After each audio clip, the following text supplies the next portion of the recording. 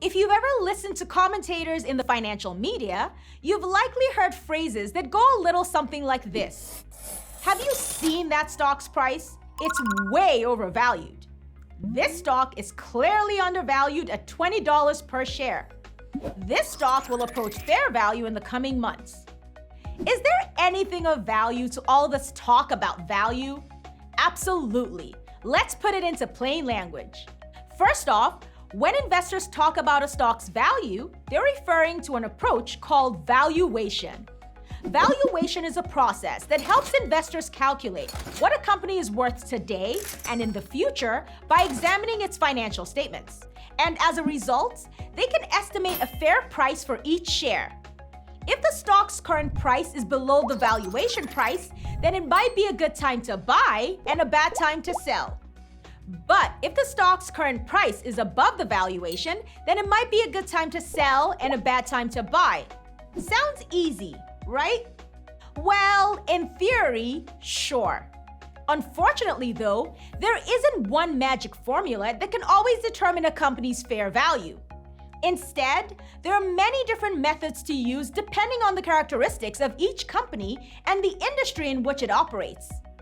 And no matter the approach, there's simply no right answer to what a company is worth. Just educated guesses that can help investors decide. That said, valuation models generally fall into two main categories: absolute and relative. Absolute valuation attempts to find the true value of a company. This is based on fundamental numbers found in its financial statements. It's a process that typically involves pulling numbers from a balance sheet, income statement, and cash flow statement, and plugging them into a mathematical model or formula. Most of the models require some estimation of future results as well, so it's not an exact science. To account for this, investors often use more than one model to give them a range of valuations.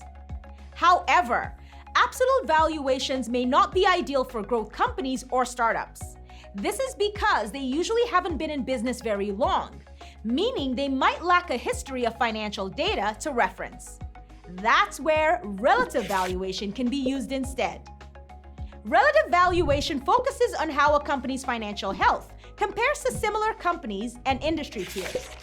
Again, investors will take figures from a company's financial statements and plug them into some mathematical formulas. These formulas result in a value that is often expressed as a ratio, also referred to as a multiple. The good news here is that a few of these ratios are so commonly used that they usually appear as part of a detailed stock quote. This can make it quicker for investors to use this method of valuation. That said, this method won't give the best results if comparable companies don't exist. It's like comparing a cell phone to a laptop to see which one is the better value. Sure, they can both be used for some of the same tasks, but they're specifically designed to serve very different functions. So, the key takeaway here is that one valuation method isn't necessarily superior to the other. Okay, that's the what and the why of valuation. Ready to learn the how? Then check out our lesson on using financial ratios to help gauge a company's value.